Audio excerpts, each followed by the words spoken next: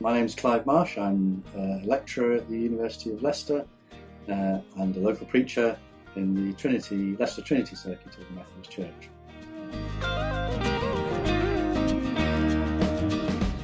I would long for much more courageous use of poetry, visual arts, music of all kinds, which may not be explicitly religious in its content, but may nevertheless be able to contribute to how people respond. I'm utterly passionate about theology, both as an academic subject, but more particularly theology understood as, in its literal use of the term, talk about God, but also exploration of what it means to believe in God. And going along religiously, literally, to be part of my local Christian community, as I've been brought up by Christian parents, and I'm very grateful for the Christian upbringing I had.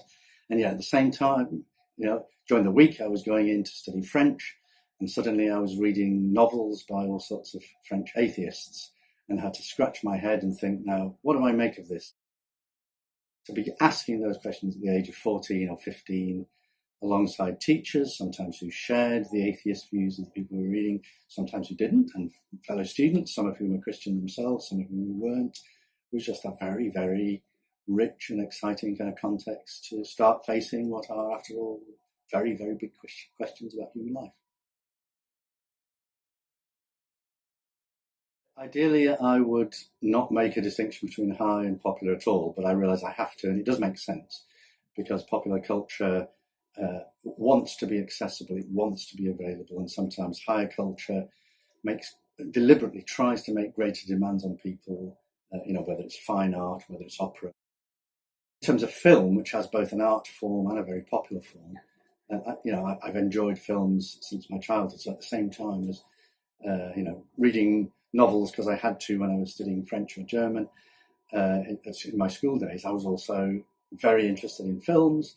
I was very interested in popular music. My brother had a great collection of vinyl, which I'm indebted to him for, because it meant I could just raid it to listen to. I was watching TV, so I've always been interested in film, TV, and popular music. I would never be able to understand how people couldn't see the whole lot interweaving in very interesting ways, working out how music was always a spiritual thing anyway. Sometimes it could be labelled Christian and not.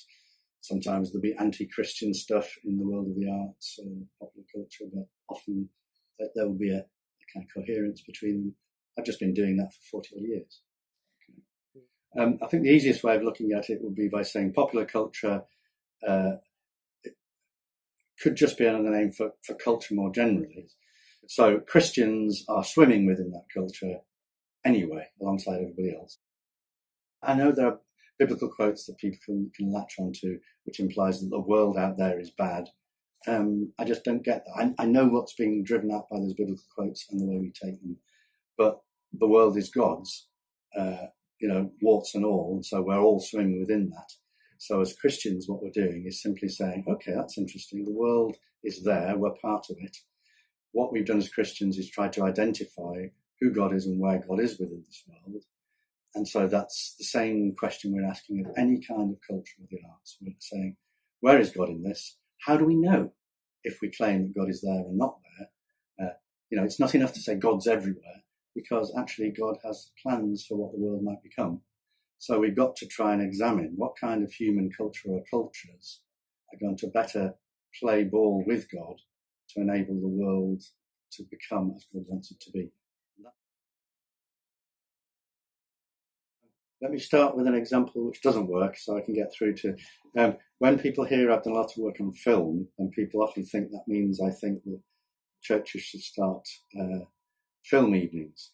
Now, the danger is if churches don't let those films be, if you like, open film viewings, where people can react to the film and think what they want and respond as they want and talk aloud in a way, whatever way they want. The danger is when churches try to close down the range of options of what a film might, inverted commas, mean. Only in that honest sharing that the kind of questions that need to be faced can be faced, that people will be honest about the way they react and why. So better examples are when book groups emerge in churches, film groups, or music groups where people are responding to music they're listening. There's a church I belong to had a thing simply called the listening group, and that meant you took music along, and probably on a rotational basis. I think it worked. 2 or 3 people one evening, they took whatever piece of music they were particularly listening to at the moment and talked about it and had a conversation about it with others. So, in other words, it recognised almost the spiritual gift of listening, and it created time with friends, people that you know and trust, but it happened to be within the life of the church, but people from outside the church could equally tag onto it, just to have the discipline of listening. And, given how overburdened and overwhelmed we often are with the stuff we get thrown at us through headphones and on smartphones or whatever, to be able to create that space is a very valuable thing for a church to do.